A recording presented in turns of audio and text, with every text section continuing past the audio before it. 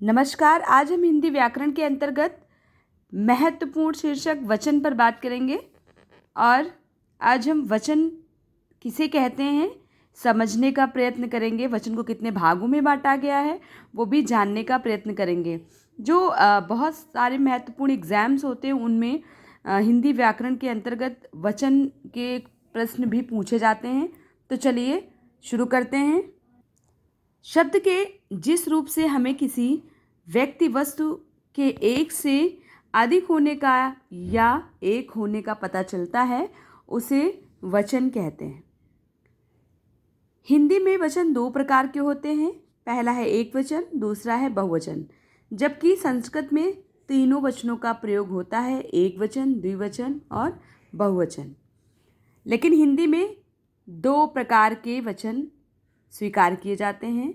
एक वचन की परिभाषा इस प्रकार है, जिन संज्ञा शब्दों से एक वस्तु का बोध होता है उसे एक वचन कहते हैं, जैसे कविता, कलम इत्यादि शब्द। बहुवचन, जिन संज्ञा शब्दों में एक से अधिक वस्तुओं के होने का बोध होता है उसे हम बहुवचन कहते हैं। उदाहरण, हम पहले ही जो उदाहरण एक वचन के दिए हैं उन्हीं को बहुवचन में कैसे लिखेंगे ये जानते हैं। तो कविता से बहुवचन में जब वो कविता शब्द का प्रयोग होगा तो वो कविताएं हो जाएगा। और कलम एक वचन है मगर जब बहुवचन में प्रयोग होगा तो वो कलमें हो जाएगा। हमेशा एक वचन में प्रयोग होने वाले शब्द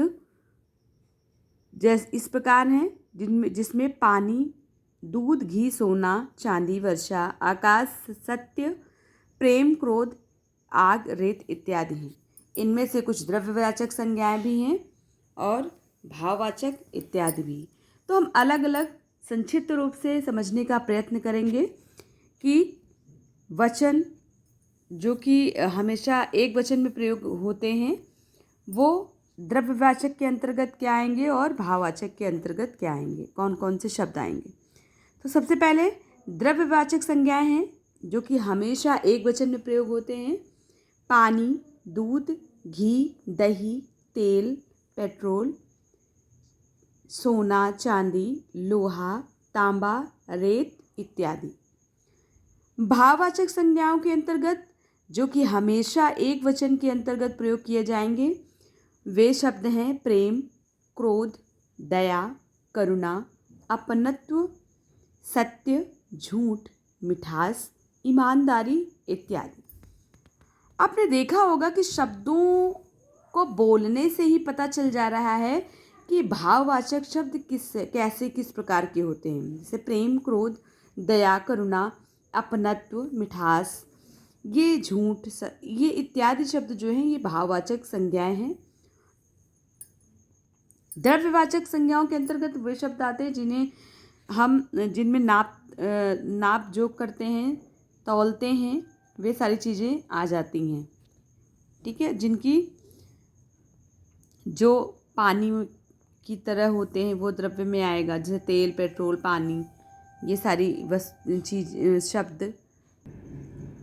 अन्य एक वचन शब्दों में प्रयोग किए जाने वाले शब्द जो सदैव एक वचन के ही होते हैं, जैसे कि भीड़, पुलिस, हवा, आकाश, जनता इत्यादि शब्द एक वचन में हमेशा प्रयोग किए जाते हैं। अब हम आते हैं सदा बहुवचन में प्रयोग होने वाले शब्द जिनका हमेशा बहुवचन के अंतर्गत प्रयोग किया जाता है। ये शब्द हमेशा बहुवचन में प्रयोग किए जाते हैं, जैसे कि प्राण, दर्शन, आंसू, हस्ताक्षर, लोग, दाम, समाचार, अक्षर, होश, बाल।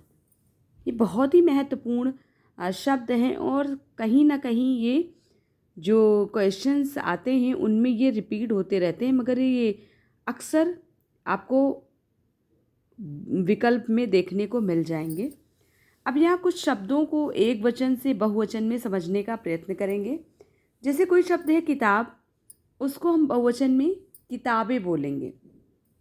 यानी कि आप शब्दों से भी अंतर पता कर सकते हैं कि किताब और किताबें। किताब मतलब एक किताब, किताबें का मतलब बहुत सारी किताबें। गाय प्रकट होता है कि गाय मतलब एक गाय, और गाय मतलब बहुत सारी गायें। पंखा, पंखा एक वचन है और पंखा एक ही है, तो पंखा एक वचन और इसका बहुवचन पंखे। यानी कि जैसे कहें कि तुम्हारे घर में कितने पंखे लगे हुए हैं, तो पंखे बहुवचन का प्रयोग हुआ है पंखे शब्द में। बिल्ली बिल्ली एक वचन, और बिल्लियाँ यानी ढेर सारी बिल्लियाँ, तो वो बिल्लियाँ जो शब्द है उससे प्रतीत होता है कि ढेर सारी बिल्लियाँ यानी अनेक बिल्लियाँ, तो वो बहुवचन का प्रतिनिधित्व करता है बिल्लियाँ शब्द। कुत्ता एक वचन और कुत्ते बहुवचन। अमीर एक वचन और अमीरों बहुवचन। छात्र एक वचन है, छात्रों बहुवचन। गायिका एक वचन, गायिका का मतलब हमेशा कहेंगे कि कौन सी गायिका आ रही है, तुम जो प्रोग्राम कर रहे हो उसमें किसी गायिका को तुमने बुलाया है कि तो वो कौन सी गायिका है, तो उसका नाम बताते हैं, तो वो गायिका एक ही होती है। और जब कहेंगे कि कितनी गायिकाएं आ रही, कितने गाने वाली इन लोगों को तुमने बुलाया है, कितनी गायिकाएं हैं उनमें, तो गायिकाएं जो शब्द होगा वो क्या हो जाएगा, वो बहुवचन के अंतर्गत आएगा। अगला शब्द है बहिन। बहिन से बहिने शब्द, कहते नहीं है अक्सर मोदी जी कहते हैं कि भाइयों एवं बहनों, तो बहनों या बहिने ये क्या है, बहुवचन शब्द है।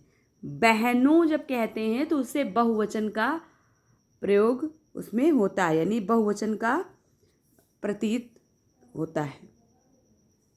पुत्री एक वचन है, कहते नहीं कि मेरे एक पुत्र एक पुत्री है, और फिर कहते हैं कि मेरे एक पुत्र और कई पुत्रियां हैं, तो कई पुत्रियां, तो कई जो है वो पुत्रियां शब्द ही इंगित करता है कि वो इनके कई पुत्रियां हैं, तो पुत्रियां क्या है, बहुवचन है।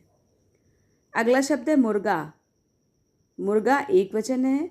मुर्गे कितने मुर्गे हैं, तो कितने मुर्गे हैं, तो बहुवचन, यानी मुर्गे शब्द बहुवचन में प्रयोग होता है। अगला शब्द है पौधा। पौधा एक वचन है। पौधे यानी ढेर सारे पौधे, ये बहुवचन के अंतर्गत आता है। हमने बहुत ही संक्षिप्त रूप से समझने का प्रयत्न किया। वैसे तो बहुत सारे शब्द हैं, मगर बहुत ही कम समय में बहुत ही संक्षिप्त रूप से समझने का प्रयत्न किया है कि वचन एक वचन शब्द में कौन कौन से होंगे और बहुवचन में। ऐसे तो हजारों शब्द हैं, मगर मुझे लगता है एक वचन से अगर आप बहुवचन शब्दों को निकालना सीख लेंगे तो आप लोगों के लिए भी आसान हो जाएगा। जब भी आप कोई नया शब्द सुनते हैं तो उसका कोशिश करें कि उसको अन्य क्या कहा जा सकता है, तो आप बहुत आसानी से समझ सकते हैं कि एक वचन और बहुवचन शब्द कौन कौन से होते हैं। मिलते हैं अगले वीडियो में। आज के लिए इतना ही। ये महत्वपूर्ण वीडियो बहुत सारे एग्ज़ाम में आपके लिए लाभदायक हो सकता है, जैसे कि यूपीपी और टीजीटी, पीजीटी और भी जितने भी एग्ज़ाम्स होते हैं उनमें हिंदी व्याकरण के अगर क्वेश्चंस आते हैं तो इस तरह के यानी वचन से संबंधित बहुत सारे प्रश्न, नहीं तो एक दो प्रश्न, दो तीन प्रश्न ज़रूर पूछे जाते हैं। तो आप लोगों के लिए अगर आप ये वीडियो पढ़ते हैं, लिख लेते हैं, तो आपके लिए लाभदायक सिद्ध होता है। मिलते हैं, होगा लाभदायक सिद्ध होगा। मिलते हैं अगले वीडियो में। आज के लिए इतना ही। धन्यवाद।